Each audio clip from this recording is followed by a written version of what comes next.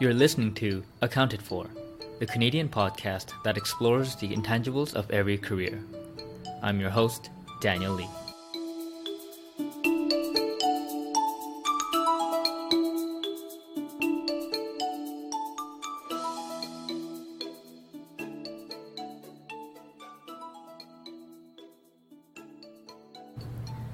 Hi everyone, this is your host, Daniel Lee here.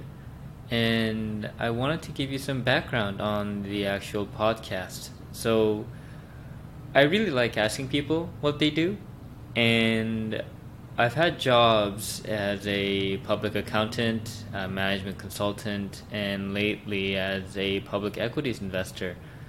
And in getting these roles, I had to speak to a lot of people who were already doing what I wanted to do. And it turned out that what the media and industry stereotypes say about the role is not at all accurate to what you actually do. And this was not to mention that most assumptions people said about a certain individual's journey into that career field was also wrong. This was because it's never as linear as people think it is. It's never as simple as you do A, then you go to B, and then you will get to do C. It's actually much more complicated than that, and that's what I realized after having spoken to over 80 different people to learn about what they did. And something I found out was that a lot of my friends had not learned this yet.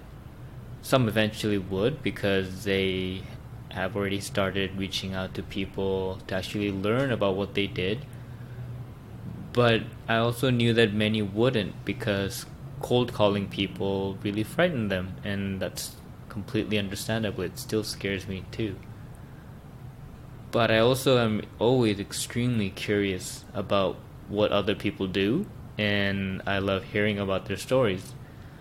So I figured maybe I can help them out with this podcast and just document what I would normally be talking about with other people. And so that's what this podcast is about. It's me finding people with career journeys that I find interesting, and or they have roles that I would like to learn more about. And so I really do hope that I can add value to you in that sense as I go about selfishly using this podcast to learn more about other people and fulfill my own curiosity. So yeah, there you have it. Today's interview is with Michael Kravshik.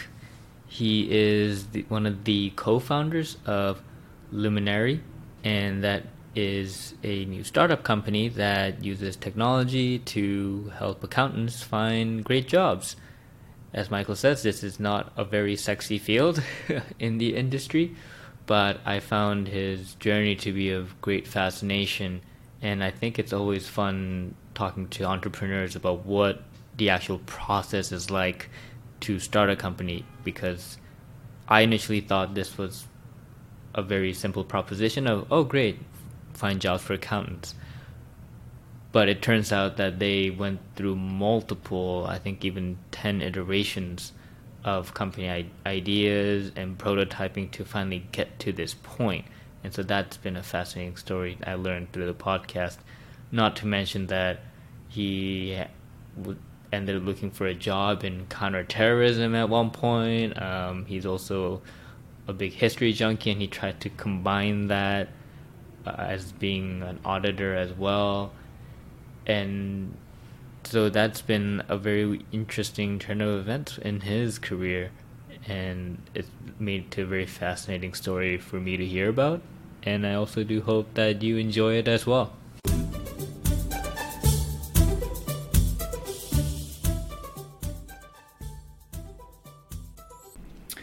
Okay, so hi everyone. Today we're joined by the CEO and co-founder of Luminari, Michael Kravshik. Thanks for coming on, Michael. Thanks for having me. All right. And so for the audience members who may not know about your company, who maybe not have heard about it, or maybe they heard about it but they're not quite sure, how would you describe your company to them?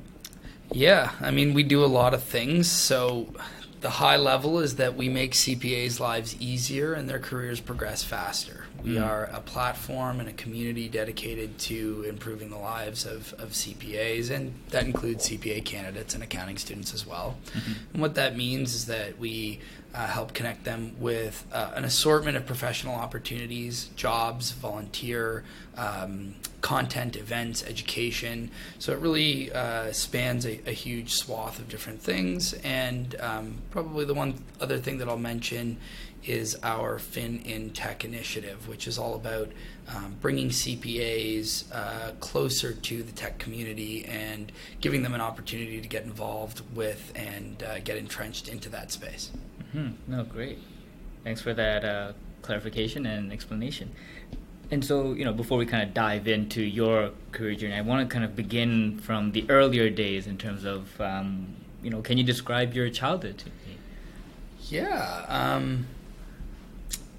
Grew up in Toronto. Okay. Went to private school for long enough to realize that I didn't want to go to private school anymore. Ended up at Northern, for anybody who's from the GTA. Probably relatively boring.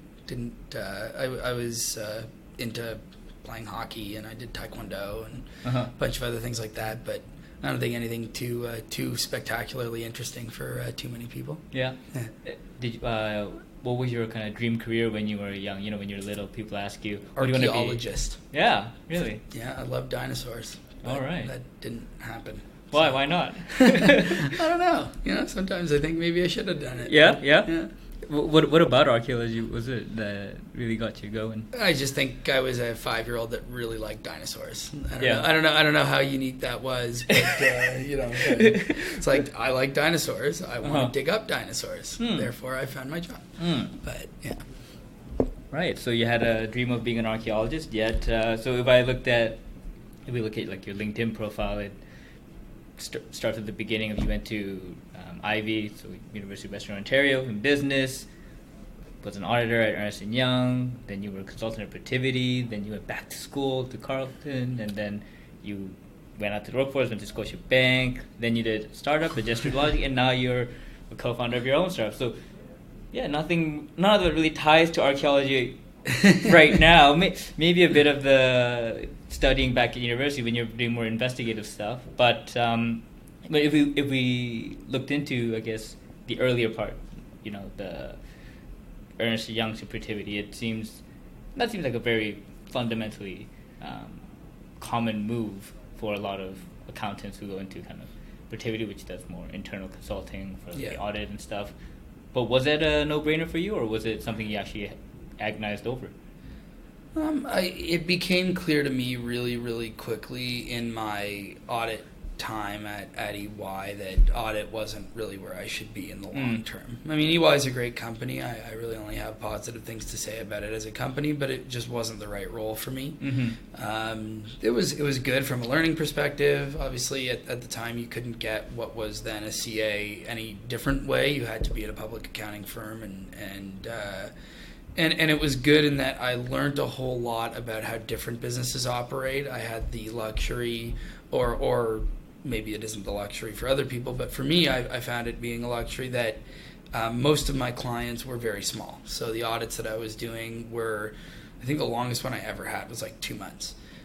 So that's weird for a Big Four. Normally they're much bigger public companies. I did some public companies, some private companies, but varying industries, and that really diverse background, I think, was probably the thing that I liked the most about my job, other than the thing that everybody who's in audit knows, but everybody who isn't would be shocked by, is that I actually, out of all of my jobs until I got into the startup world, audit was the job where I got to socialize with people the most, which you don't really think of as the accounting. It's not the accounting generalization, but whether it's dealing, working with different audit teams all the time, a lot of communication with your clients.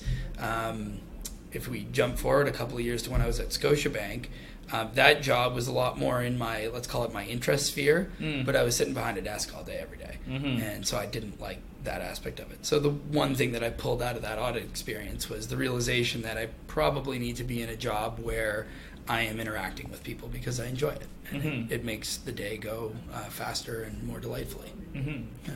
And in terms of even actually deciding to go into audit, how was that decision made? When did you start giving up on that archaeologist journey and said, you know what, I'm going to go be an auditor? Yeah, no, that was I don't know when I gave up on archaeology, but it was a long time before that. I remember at one point I was considering being a vet. Oh yeah? Yeah. It was a bad idea because I'm allergic to cats, but I really like dogs. So that one didn't fly for very long. I decided to go to business school, I don't know, pretty early on. I was always fairly strong with numbers, and so accounting seemed like a potentially suitable mix for me. Of course, all of the ways that I thought about my career back then, I think about now and be like, wow, that was really not the right way to think about it. I personally don't believe that just because you're good at something means that you should do it. So I went to business school, and one of the big issues, I talk about this quite a bit, I think that we had at the time in business school, I don't know if it's still the case, but it was kind of like, what do you want to do? There are 4 options: accounting, finance, marketing, and consulting. Pick one. Yes. And it's like, well, looking back on that, there's a lot more options than that out there.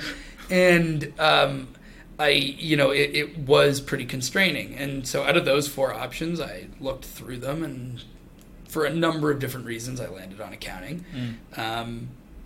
But yeah, when I look back on that, I go, that whole way of perceiving the job market was not the right approach.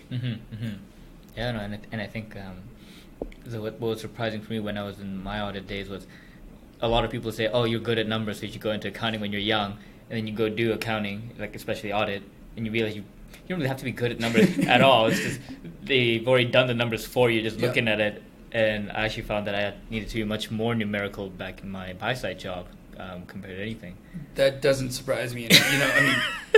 People say, oh, you got to be good at numbers. It's like, no, I'm pretty sure Excel needs to be really good at numbers. Yeah. You don't really need to be good at that. You never really do any mental math. People are very surprised, like, oh, you must be good at math. No, I did not do math. Absolutely. And so, you did your tenure of activity, and you decided to go back to school into counter-terrorism, which is, I would say, a very unique master's. I thought all CPAs did that.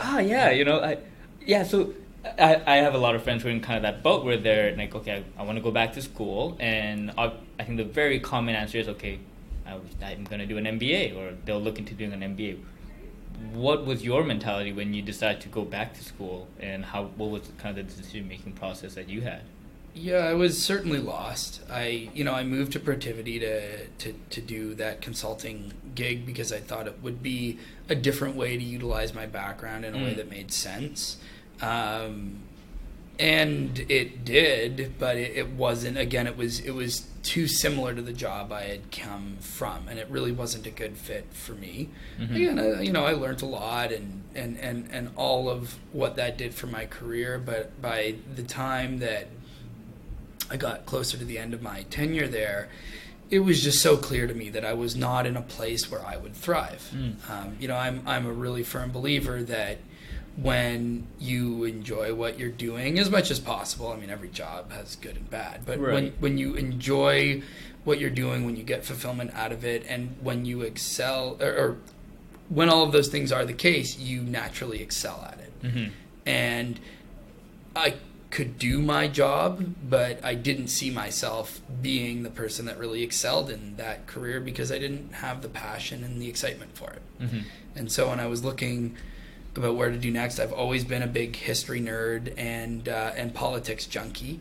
That from a pretty young age, that was always like, I'm the kind of guy that'll sit there and read like a 1,500-page book on southern France in the Middle Ages, and that's just who I am, and I love that stuff, and I really can't get enough of it. So I thought about, hey, maybe there's a career in there.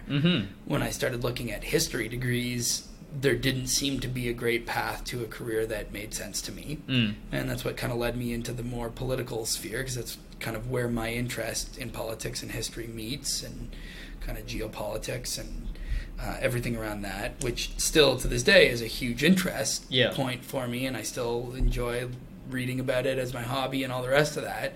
But I thought that maybe that could be a career. Yeah. And so I had no formal training in it. I don't think I'd written an essay since first year university, whatever they force you to take one essay class. Right. And I threw my hat in the ring for this program that focused on counter-terrorism, because it was an area that I'm particularly interested in, and a region that I'm quite familiar with, the Middle East. Uh-huh. And so that was kind of my speciality in that program, was that area and that field. And I just kind of threw the application and said, hey, let's see what happens. And I got in, and that was that. I quit my job. I went traveling around the Middle East and Eastern Europe for 2 months, and then started school. Wow. Yeah.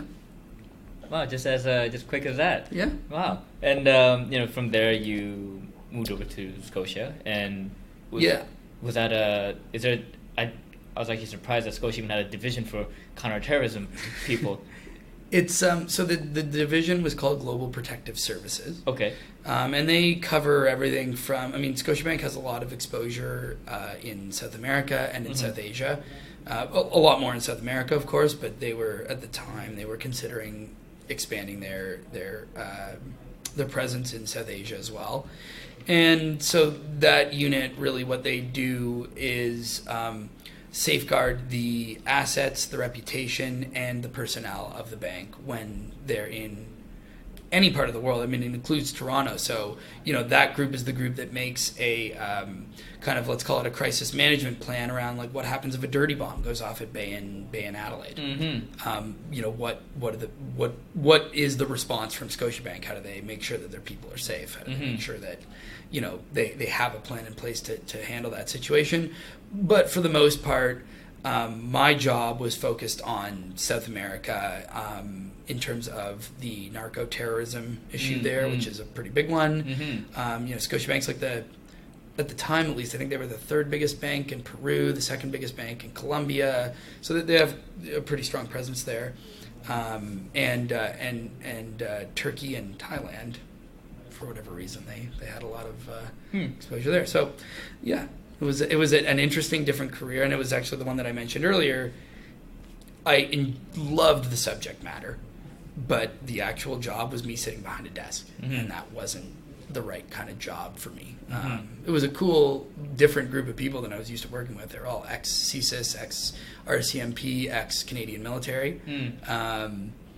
Very interesting experience, but I realized pretty shortly into that again, it just wasn't the right place for me to be long term. Yeah. And how did you deal with that kind of? I can imagine that it was disappointing that you were really passionate in the area and you went in, and it's the hard realization that, I really still like this area, but this is not what I had imagined. What was it like actually accepting that? Well, there was actually a really funny time. I can actually pinpoint the moment because I had the opportunity to meet with the boss of my unit's boss. And the Global Protective Services unit was housed in the audit department of Scotiabank. Oh, really? So technically, I couldn't become my boss because you had to have ex-military or intelligence or police background to do it. Okay. But my boss couldn't become his boss, but I could have because you had to be a secret. And that was the moment where I was like, okay, this probably is... and that's a really technical reason that this wasn't the right path for me. But no, you know what? At that point, I had broken away. Everybody called me crazy when I went to go get my degree. Because normally when people say I'm leaving audit, it's like I'm leaving audit, I'm going to go be a controller. Right. Or whatever, something more in the traditional finance space. Right. So I had already really broken out of the traditional path, and I was pretty certain at that point that I would eventually find something that was right for me, but it might just take longer than I wanted it to. Mm-hmm.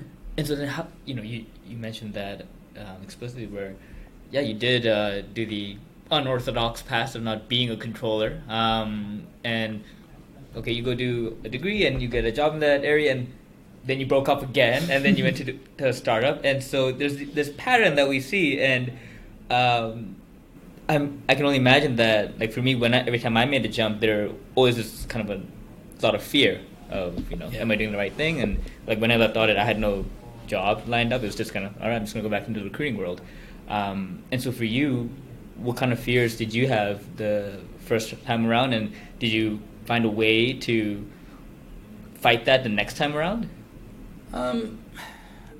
I would say that you get a little desensitized to it. Now, at this point, I would say that it would feel awkward to me if I was doing kind of like the same thing 2 days in a row, just because that's now the job that I have. It's all what you get used to, I think. Certainly the biggest fear, and one that still continues to exist, if I'm being frank, is around financial security. Right? I left a secure, pretty well-defined path that would lead to a good financial future. My path so far has been very different, and it's something that is constantly something that you think about, especially with housing prices in Toronto these days. But I look at that fear versus the fear of not liking what I do every day, and there's just no comparison between them. I very quickly, when I got my first job at a startup, the company I was at before this, very quickly I realized it was the right place for me. Now, that company didn't end up being the right place in the long term and whatever, but that environment really was where I felt at home, and I continue to feel that way. And you wrote about this in one of your blog posts where you describe how you kind of met the founder, and you were kind of moonlighting, you were volunteering your time while you were at Scotia, and then finally when they started actually having a bit of money, they said, okay, we can pay you a bit, so you decided to leave. Yes. And I think the frank reality that I see with a lot of other people is that you have to take a pay cut. Like you have to be willing to give up something and go into that. And for you, was that a very easy decision to make? It's never easy. It's a sacrifice, and it's something that everybody. It's a very personal decision. People value things differently. If there's anything that I have learned in this whole process of starting a company, is how fundamentally differently people think about the same thing, and it's. Sometimes it's right and wrong, but for the most part, it's not right and wrong. It's just different. And like I just as a funny little anecdote here, when we started doing our validation testing with Luminari, we'd always ask like, how important is confidentiality to you?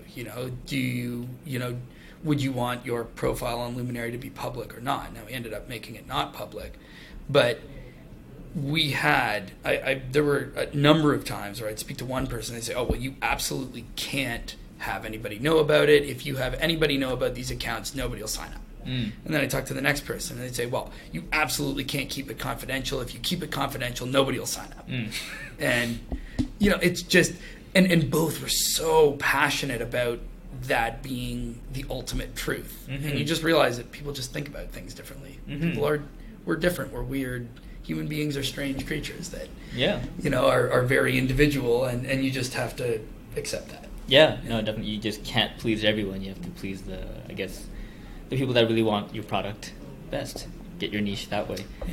And so then, when you went to Gesture Logic, which was the startup before Luminari, you were moonlighting, and once you saw kind of promise, you moved over. Now, as you're starting Luminari, was that another thing where now you're just like Logic and you're now volunteering your time and moonlighting for another startup of your own? Was that the same sequence, or how did that progress for you? And just one comment on kind of the like moonlighting at a startup thing. It's actually like the article that you're reading that from was the one where I was explaining why we built our own placement program to help CPAs get a chance to dip their toe into the water, the startup waters, without having to quit their job, and have the opportunity to see if it's the right fit for them. Right. And the reason that I'm such a huge believer in this and why we spent a lot of time and energy trying to put this together is because that was what allowed me to realize that it was right for me and make that leap. And so when you talk about that fear, a lot of the fear was allayed by that 3-month or 4-month stint that I was helping out this company just on the side on my own, going like, wow, this is like really cool, and it really appeals to me. So that night, I apologize now, I forget the question that you asked that went into this. That came afterwards. No. So just to, did I moonlight at yes. or for Luminary? No, I mean I think when you're at a startup, you're kind of like all in, and so I had, with my current co-founder Adam, we had discussed, we've been best friends for normally we'd say 15 years, but I think it's coming up to 20 now. Started telling that story a while ago, and we had been talking about it for a while. He had always had an entrepreneurial bug. I had gotten it going, working in this company. So yeah, we had like kind of gone back and forth on ideas. We picked this idea that we really liked. Of course, as soon as we both quit our jobs, Facebook decided to do it. So that was the end of that particular idea. But I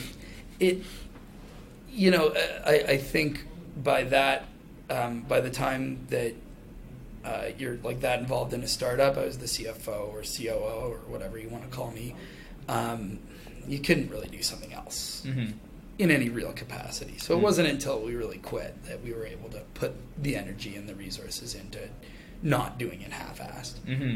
Right. Yeah, and I was actually going to ask you about how you met your founder, your co-founder, and so that explains it. Because I was surprised that I think when you see a lot of startups, when they have a co-founder, it's to make up for potentially a lack of technical proficiency. Yeah. And so you're both, I believe Alex is also from more of a business sales background. Yeah. And so when you both decided to quit and start your idea, what was this kind of roadmap that you guys were thinking of? It's an important topic. A lot of people want to have technical founders, co-founders, and I agree that would be really, really awesome. Yeah. He's a marketer, I'm an accountant, and so neither of us had that. And it has been a challenge. It continues to be a challenge. Because we're operating in a space where we know we don't know, even the tip of the iceberg in terms of the knowledge base there. That being said, I look at,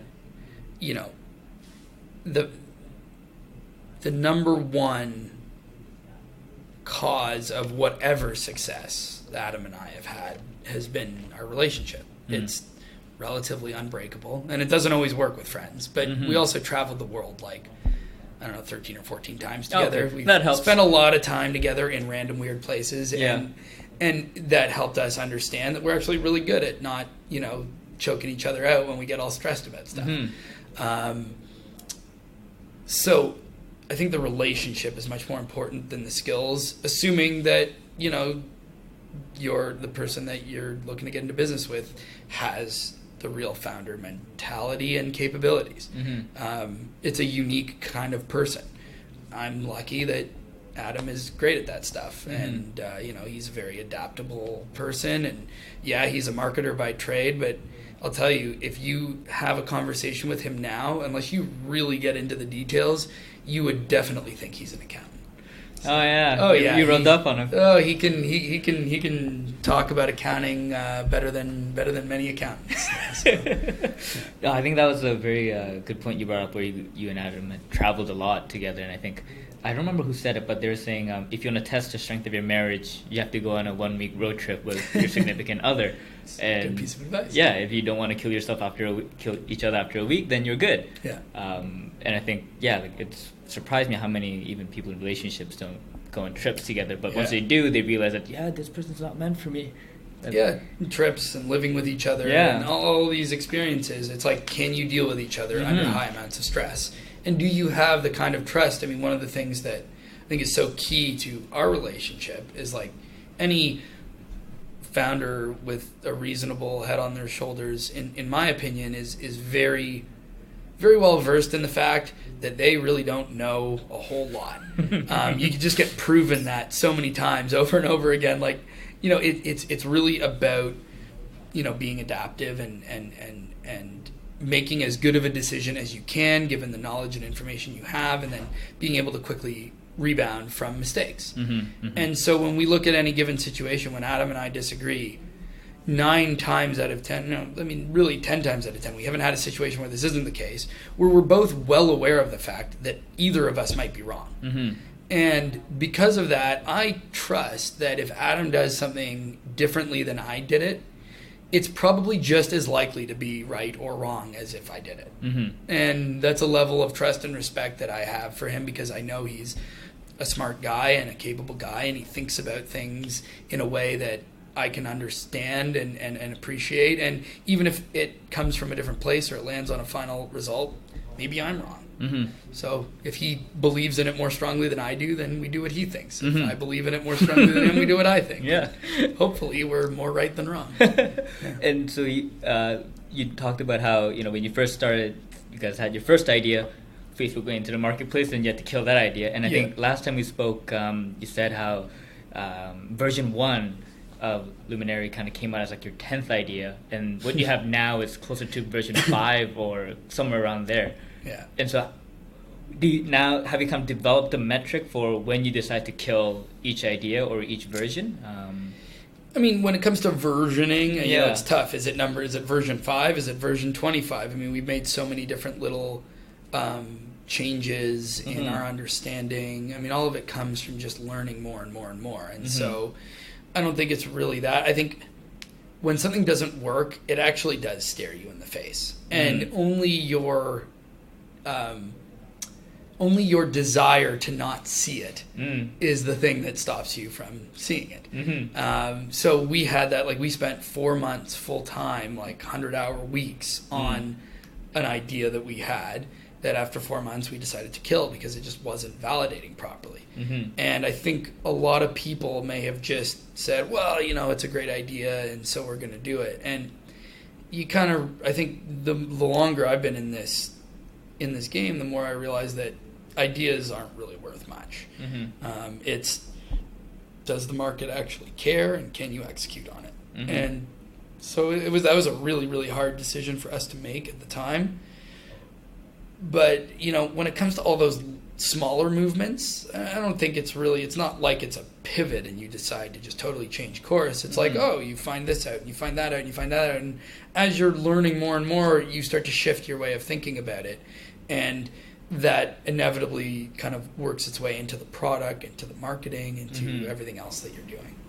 And so then when you first started with your initial idea, did each idea subsequently stay within this kind of career CPA domain, and it was just more of a constant iteration of it? Depends on how far you go back. Like, our earliest ideas were around, like, customer service and stuff like that. So that was totally different. But, we got into career stuff pretty quickly because I think Adam and I ended up doing this because of a sense of dissatisfaction with our current careers. And that's why we started a business. We wanted to do something different. And so we started thinking about our own pain points, because that's always the best way to start a business, I think, is think about what you wish somebody had built for you when you were in a certain situation. And 90% of what we launched with Luminari was just what, I won't say 90%. I'll say the nugget, the core of it was what I wished I had had when I was in the firm and going through my designation.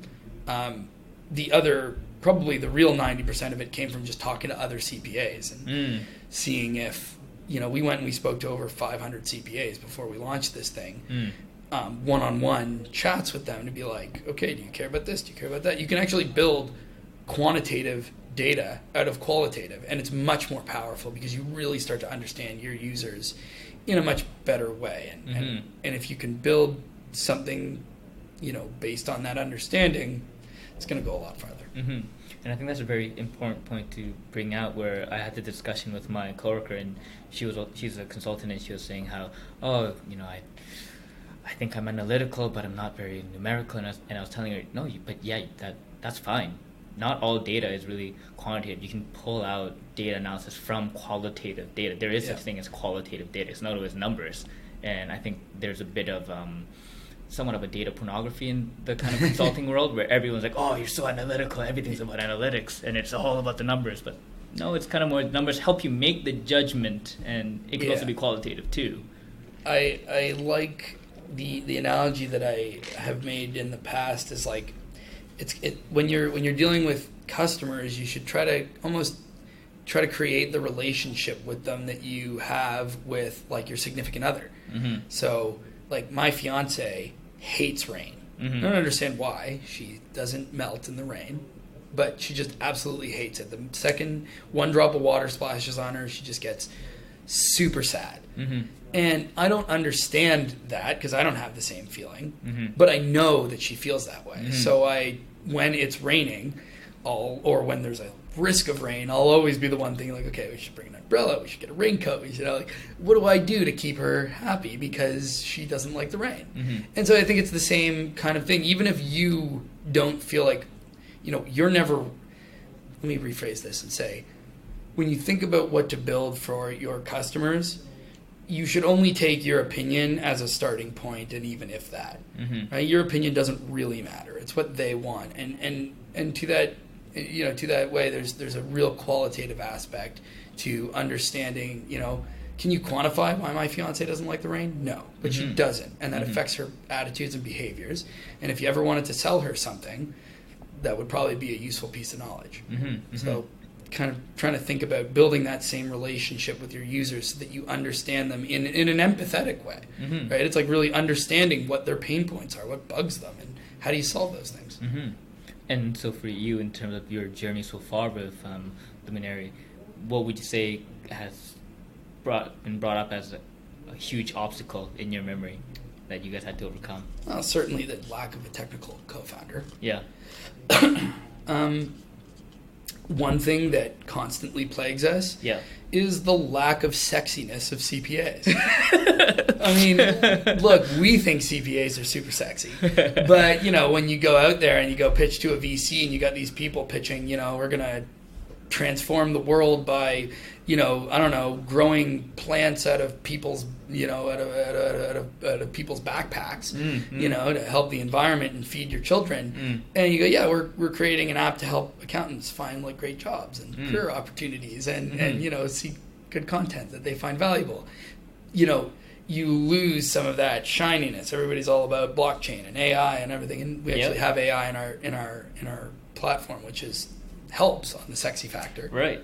But that's been a constant challenge. But we don't really care because we think that CPAs are a lot more sexy than people think. Mm-hmm. So. No, and I think it's staying true to your value proposition and not sacrificing any of that with the trends. Yeah. And I think eventually when the tide goes out, you'll see all the ships at the bottom anyways. Just wait until our ICO. It'll be no. And it's as part of your journey, you guys applied to be part of an accelerator in this 111 accelerator that we're doing the interview in right now. Yep. And what was the thought behind that instead of constantly doing it on your own?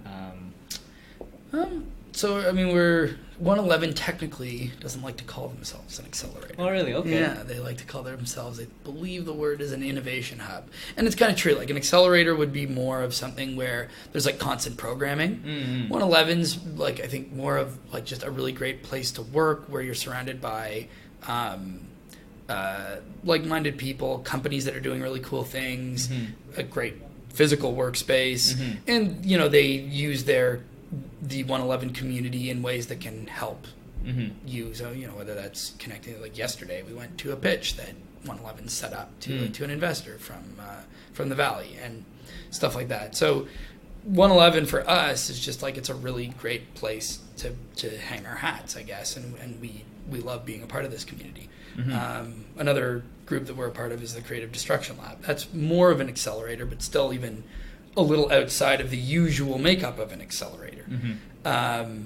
And we appreciate that program because it's allowed us to connect with a lot of really great people. So I think there's different things that you get out of different groups and organizations in the startup ecosystem. And to quote my fellow CPA who runs our startup boot camp session with me, Travis Fung, he says it's like, there's all these things in the startup ecosystem, and it's like a tool bag, and you got to know when to use the hammer and when using that hammer is just going to poke a hole in the wall.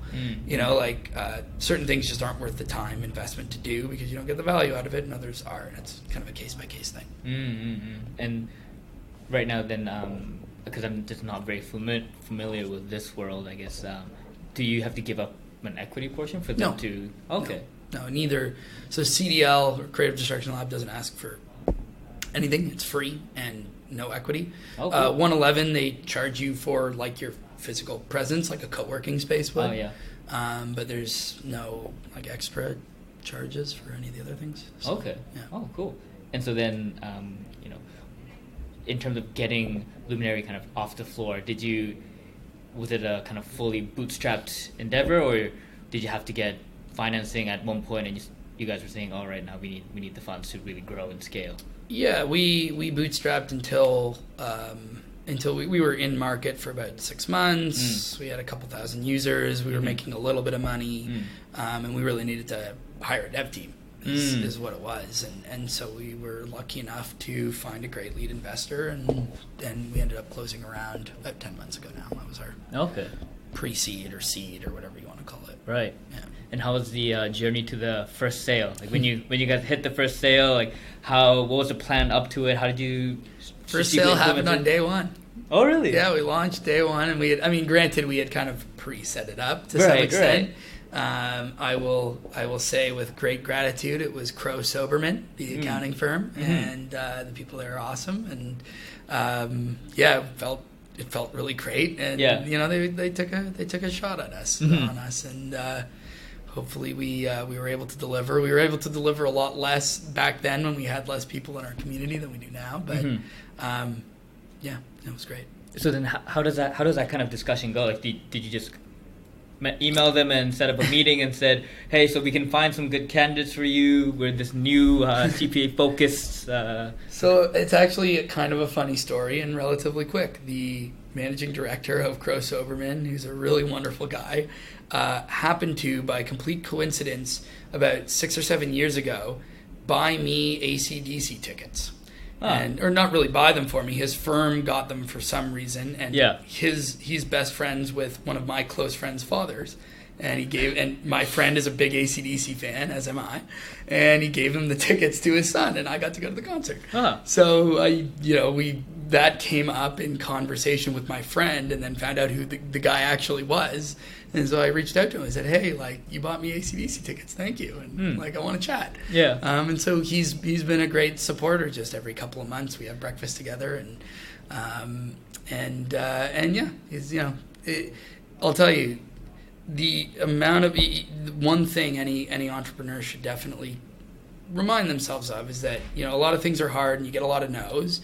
But people are a lot of times are really, really nice and willing to put themselves out there and help you. And somebody like the managing director of Crow Soberman, he is a busy guy, and he made time for us. And we didn't really know him. I mean, there was some connection, but and this has been a trend that we've seen across our entire experience, that people are willing to come out and offer their time and connect us with people and their insight and all sorts of things that you just don't get unless you ask. You get a resurgent faith in humanity, I think, doing something like this. No, I think that's I think the generosity of people is actually quite understated in a lot of these kinds of situations. Yeah. And so then for you, I think going back to that blog post, you mentioned about how you had given some financial advice to your co-founder of Gesture Logic at that time that you would probably have not given to yourself now. And so what kind of sticks out as the memorable one, where you now when you look at it in hindsight, you're like, oh man, that was really bad advice. I would never do that. You know what? It wasn't specific advice so much as like I didn't know how to do financials for a startup. Right. That's actually why we developed this whole boot camp for CPA, startup boot camp for CPAs, is like, it's all the same skills. It's all the same basic skill sets. The fundamental building blocks are there, but it's just applying them in a new environment. And it's just a new set of rules and there's different constraints and different ways of thinking about it. And so the way that I always like to tell people about our course, because I think it fits into this exactly, is it's kind of like a translation course. It's like you're learning a new language, but you still understand all the concepts, but it's just a new way of expressing them and a new way of applying them in a different environment. And regarding to that, you did mention that in our previous conversation that one of the biggest challenges of what you're doing now is that no one knows what they're doing. Yeah. And at least I don't. And looking back at it, do you feel that given what you know now, there could have been a way to mitigate the amount of not knowing, or do you think it's just going to be a perpetual problem that's going to always exist of being a startup founder? Yeah, no, I think that there is actually, and that's again part of why we built these kind of startup bootcamp modules. Right. Is I think there's certain things that you can learn, and that it's great to get all that knowledge ahead of time, and then there's certain things that you can't. That just come with experience and time, and then for the most part, it's not even something that you can learn, because you get somebody who built, I don't know, had some great growth hack for company A. It doesn't mean that growth hack is going to work for company B. Right. Really, what you pull out of that experience is just understanding the process of finding something that works. And if you can learn that process well enough, then you can apply it to something different. So at Gesture Logic, we were building a product for cyclists. And cycling isn't something I particularly care about, quite frankly. I never did, but at the same time, I became a big, I don't know if you want to call it an expert, but at least enough to, really understand the sport and everything. And really it was, even though I didn't care at all about the actual sport, I really don't like sitting on a bike for 6 hours. And the people that do it are like amazing, the things that they can do. I have a lot of respect for them, but just not anything I'm interested in. And regardless of that, not only did I really enjoy the process of learning what they do and what they care about and how to really build a solution for them, in that time, I felt like the biggest thing that I took out of that process was learning how to do that. And I took that and I applied it to accounting, which I'm actually happy that I started doing it for cycling, which I knew literally nothing about beforehand, because it humbled me to how much you don't know, even if you think you know, because there'd be cyclists that I talk to that think that they knew everything about it. And you go to talk to other people and they say, the complete opposite. And so when I moved into doing it in a field that I knew really well, because I am a CPA, I had a much stronger sense of like where I'm probably wrong, or how much I'm probably wrong. But also I had a reasonable process for being able to ask people the right kinds of questions, being able to dig into the right insights and find out what I needed to build a product that they loved, or hopefully that they love. And it's actually, it's one thing I didn't mention earlier in our, I hate to ramble here, but it's something that I think is really important from a career perspective. Is the biggest thing that I learned coming out of all of this was that, to me, it really isn't, it isn't about let me say it this way, most of the things that people pick jobs for, I think, are not the right criteria. The right thing is what we call a Luminari function. Like, what are you actually doing? So my example with cycling is, like, I loved finding out like all about these people and how to build a product that they loved. It didn't matter to me that I wasn't doing it in a field that I cared about. Whereas if you took my job before that, I absolutely loved politics and history and counter-terrorism stuff. And I was doing that all day, every day, and didn't like what I was doing because I didn't like the function that I played within the organization. Maybe if I was Jack Bauer, that would have been more fun. But I don't think I could have done that. So the point being that, I don't think it's about the company that you're working in, or even the industry that you're working in, or any of these shiny objects, the perks, the title, all of that stuff, I think is really, really secondary to when you think about what you're responsible for each and every day, what the tasks that, what is your day-to-day life like in this job? If that's in the right place, everything else will fall into place. So you'll get really good at it, and then you can get that job at the company that you really love, or in the industry that you really love, or whatever. You become the best at what you're best at. And so I'm still on that journey of figuring that out. Hopefully I'm good at this, but we'll find out what to do next. And so I just, again, apologies for the ramble here, but it's a really, I think it's a really fundamental thing that a lot of people miss when they're on their job search. I know I did that when I was doing my info sessions at Ivy about, whether I wanted to be in accounting or not. I know for a fact that I never once asked one of these people that worked at a firm, like, what do you do every day? And you just, like, it's so simple, but you just don't really think about it. You know, you think, oh, well, you know, I get $1,000 towards my fitness benefit. And it's like, yeah, well, okay, that doesn't really matter. Right, yeah. You know, so, yeah. No, I think those are extremely valuable pieces of wisdom as advice. And as we kind of, you know, I'd love to talk more about it, but I think given the time constraints, we'll kind of going to the final segment where if your 20-year-old self were to look at you now, so third year IV, I guess, and you're 20, and if that Michael was to look at you and say, and see your current situation, what you've done with your career, what do you think the emotional reaction would be? Do you think it'd be just complete surprise? Would it be disappointment or like you would have expected it? Michael can be a very stubborn and skeptical person, so I would guess that he literally just wouldn't believe you. Just be like, no, not buying it. Because I never would have imagined. You go through, I think, you know, everybody goes through different kind of psychological journeys as you're doing this, and you really change as a human being between 20 and 30. So, yeah, probably a decade ago, I would have just been like, what are you talking about? You know, I'm going to be at some big company doing some, you know, I don't know. Probably not archaeology. Yeah. You never know. We'll see what happens in the next decade. Yeah, that's right.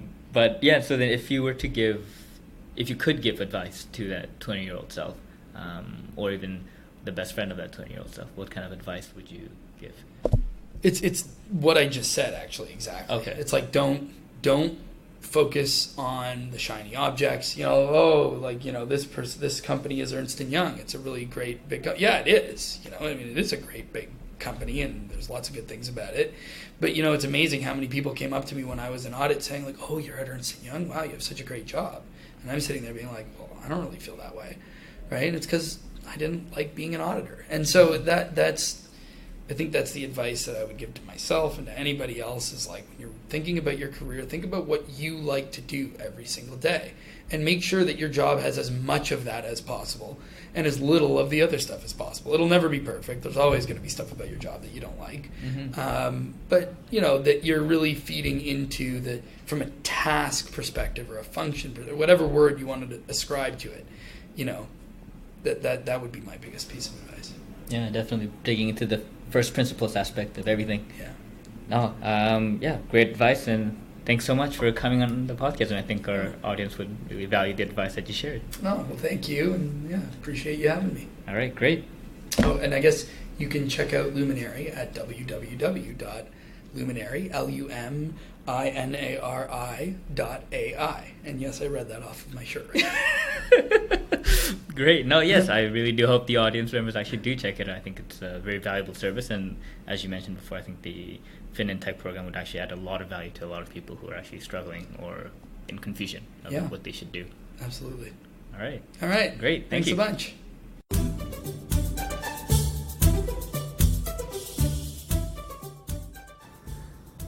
So thanks for listening to the podcast. If you enjoyed what you heard, please check out other episodes, and don't forget to subscribe to stay up to date for the future episodes. Also, I would really appreciate it if you would leave a review on iTunes, Google Play, or Stitcher, whichever is applicable to you. To see past episodes, you can go to oldmandan.com/podcasts. Also, you can sign up to my weekly newsletter on my blog, oldmandan.com/newsletter. You can stay up to date with future podcast episodes that way, and included in the newsletter are my book reviews I write, my weekly article related to the domain of self-development systems, as well as 7 things I learned throughout the week on being healthy, wealthy, and wise. Finally, special thanks to icons8.com for allowing me to use their music, Tiny People, on the podcast. Great. I will see you all next time. Take care.